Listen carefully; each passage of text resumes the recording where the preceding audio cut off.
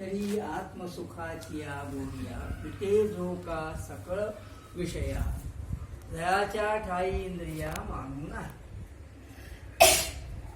आनंद कंद सद्गुरुनाथ माऊलींच्या कृपे आणि त्यांच्याच प्रेरणेने आज एकादशीच्या निमित्ताने हा प्रवचनाचा योग प्राप्त झालेला आहे. आपल्या आजच्या एकादशीचं नाव आहे अमलकी एकादशी. अमलकी एकादशीचा अर्थ आहे मल धुवून काढणारी एकादशी.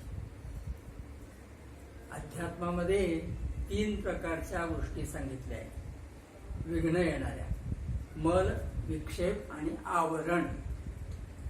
मल म्हणजे काय? मल म्हणजे आपल्यामध्ये असलेले जे दोष आहेत, पाप प्रवृत्ती आहे वा आचाराच्या विरुद्ध वागणं आहे, याला मल असं म्हणतात. त्यामुळे पापाचा मल हा माणसाच्या जीवनात निर्माण होतो. दुसरा दोष आहे विक्षेप. हा मलदोष जो आहे तो मलदोष नामस्मरणाने नाहीसा होतो. तृण अग्निमेळे समरस झाले तैसे नामे केले. तृण अग्नीचा आणि तृणाचा गवताचा जसा मेळ जमला म्हणजे सर्व नष्ट होतं, तसं पाप नष्ट होण्यासाठी नामाचा महत्वाचा उपाय सांगितलेला आहे.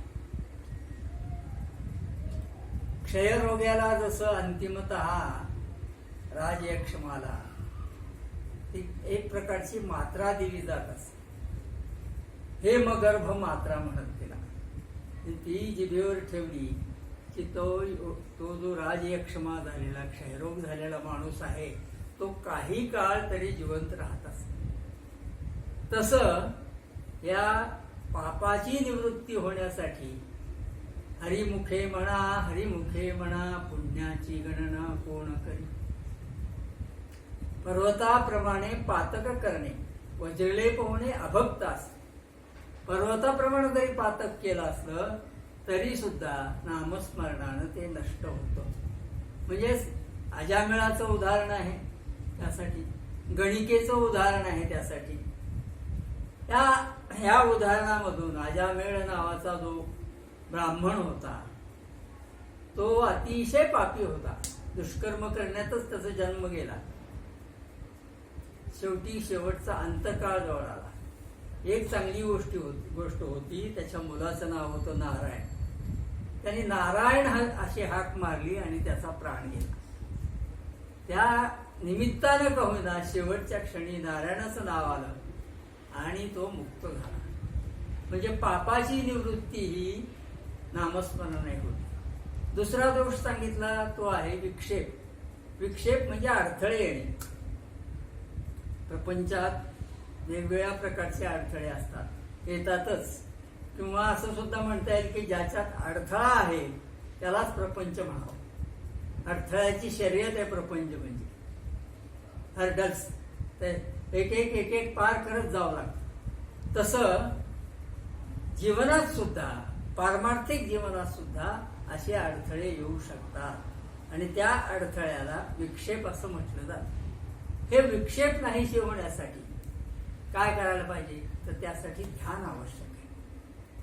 ध्यानाने विक्षेप दूर होतो. मन एकाग्र करायचा प्रयत्न केला, कुठेतरी भगवंताचं चिंतन केलं, कुठेतरी ध्यान असं लावून बसलं तर त्यामुळं मनात असणारे जे विक्षेप आहेत ते विक्षेप दूर होतात. तिसरा जो दोष आहे तो आहे आवरण दोष. हा आवरण दोष म्हणजे काय आहे? माणसामध्ये असणारं अज्ञान. अज्ञानाचं आवरण आहे.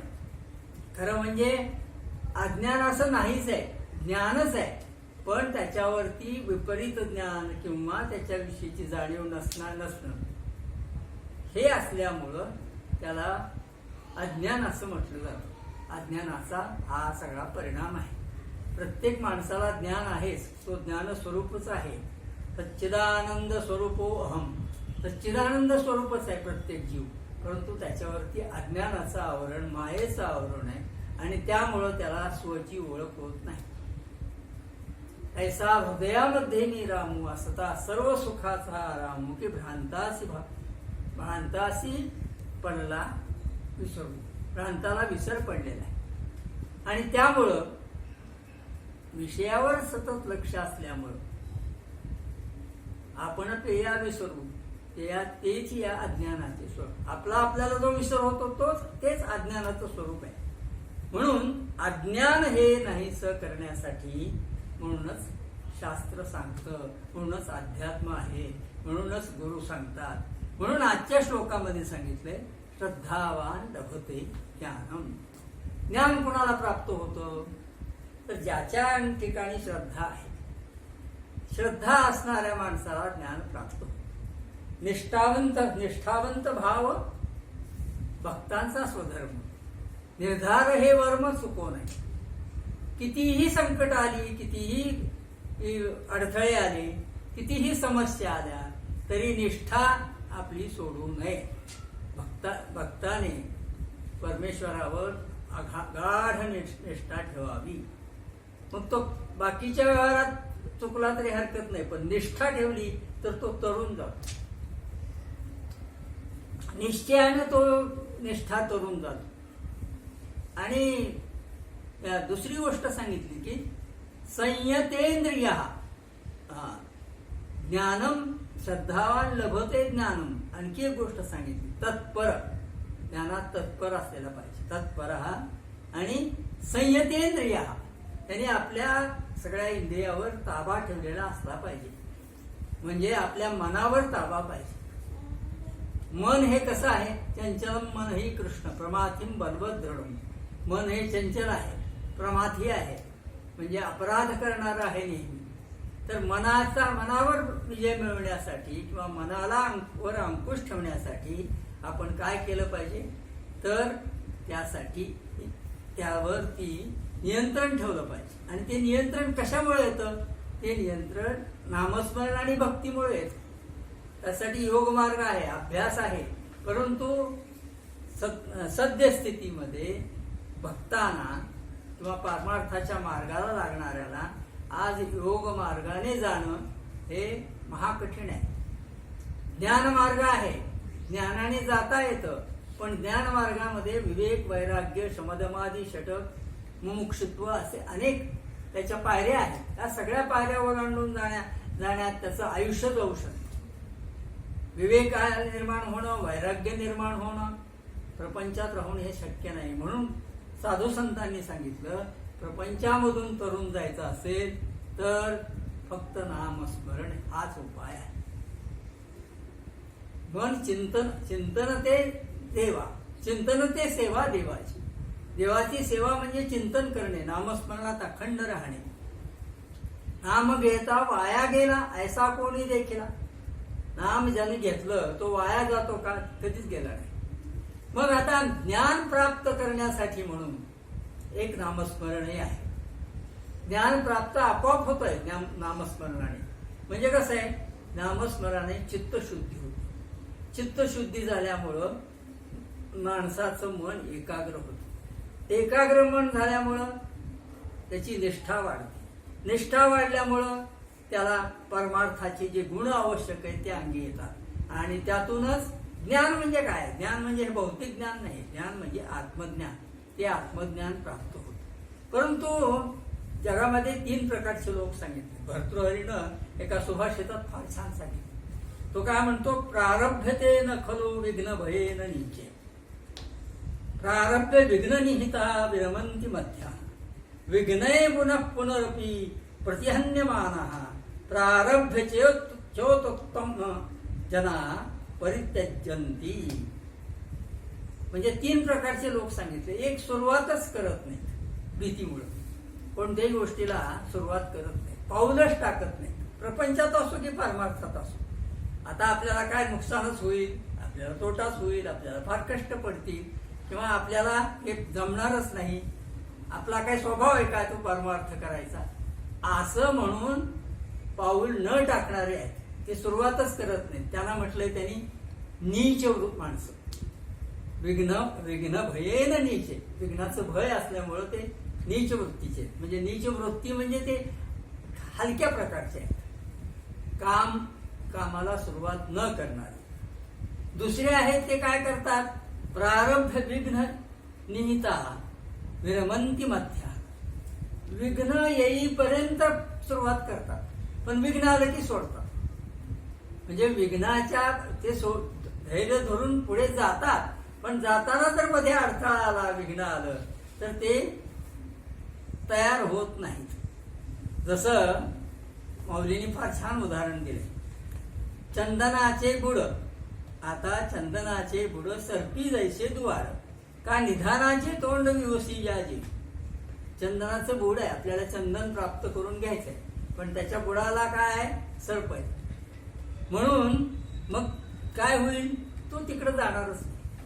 किंवा निधानाचे तोंड विवसी याजी, मोठा ठेवा आहे, हंडा भरलेला आहे मोहरांनी, तो जमिनीत पुरलेला आहे, त्याला निधान म्हणतात ठेवा. पण तिथं पिशाच आहे, विवसिया म्हणजे पिशाच.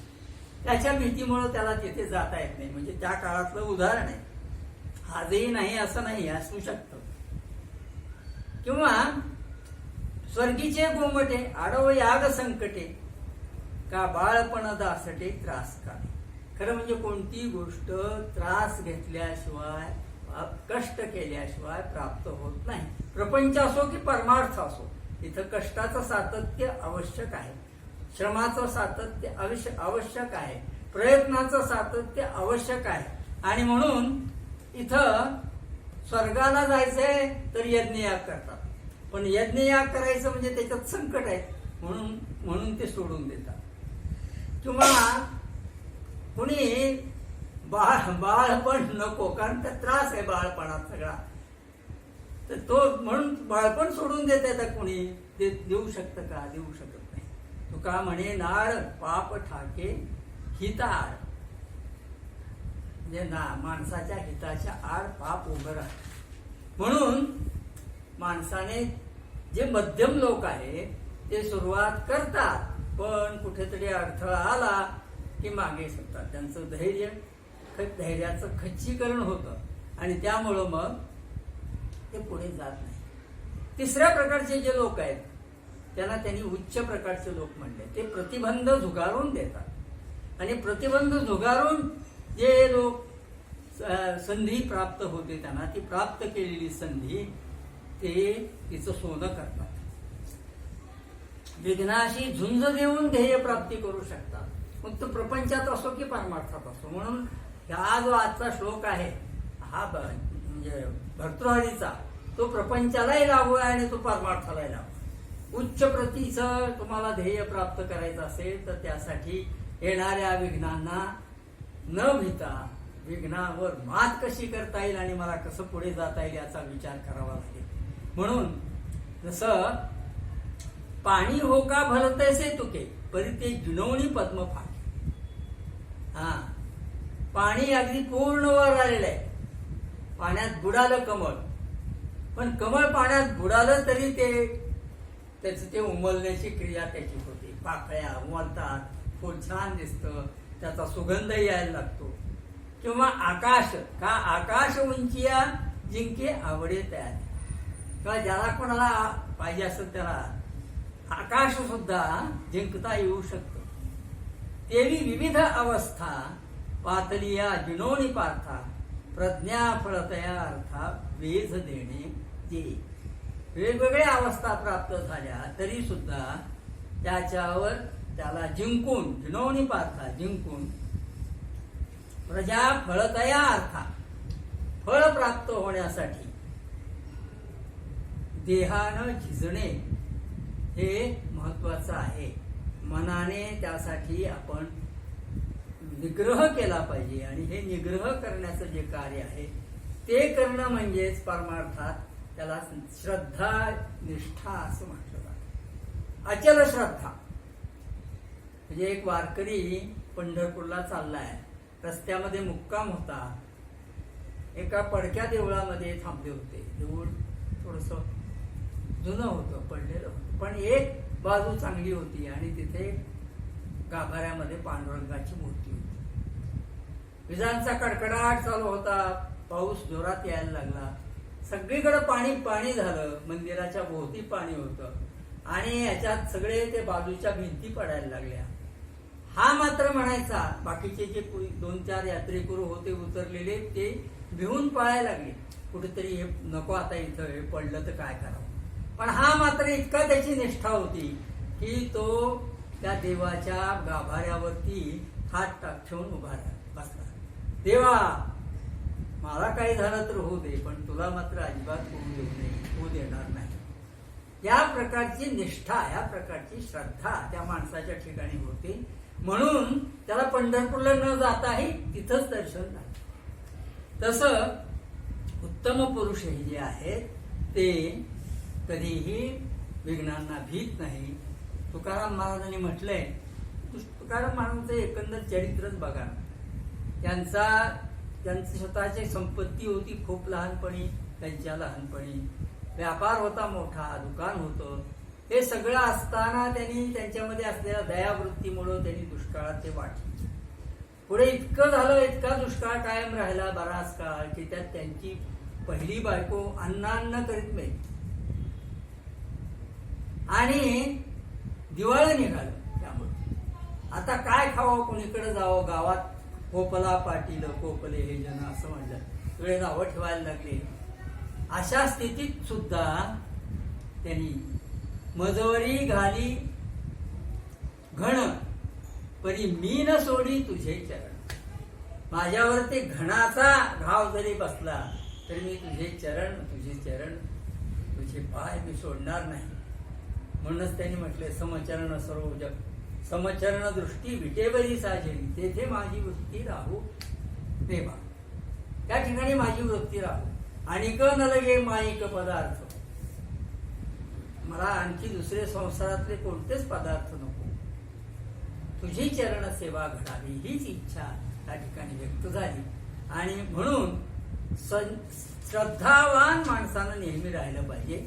आणि श्रद्धावान असल्यामुळं निश्चयानं निष्ठा बाळगून अंतःकरण शुद्ध करून परमार्थात ह्या गोष्टी जर केल्या तर त्याला ज्ञान प्राप्त होऊ शकतं.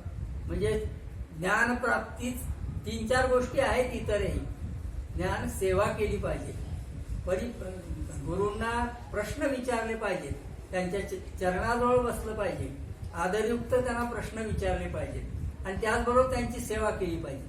पण ह्या सगळ्यापेक्षाही अगोदर पूर्वतयारी म्हणून निष्ठा असली पाहिजे. श्रद्धा आणि निष्ठामध्ये फरक आहे. निष्ठा ही अशी असते की ती कोणत्याही काळात वीरवृत्तीसारखी येते. श्रद्धा ही भाववृत्ती आहे, निष्ठा ही वीरवृत्ती आहे. आणि त्यामुळे निष्ठायुक्त अंतःकरणाला निष्ठावंत भाव भक्तांचा स्वधर्म निर्धार हे वर्म चुकवू नये असं तुकाराम महाराज म्हणतात. पुंडलिक वरदा हरी विठ्ठल श्री ज्ञानदेव तुकाराम.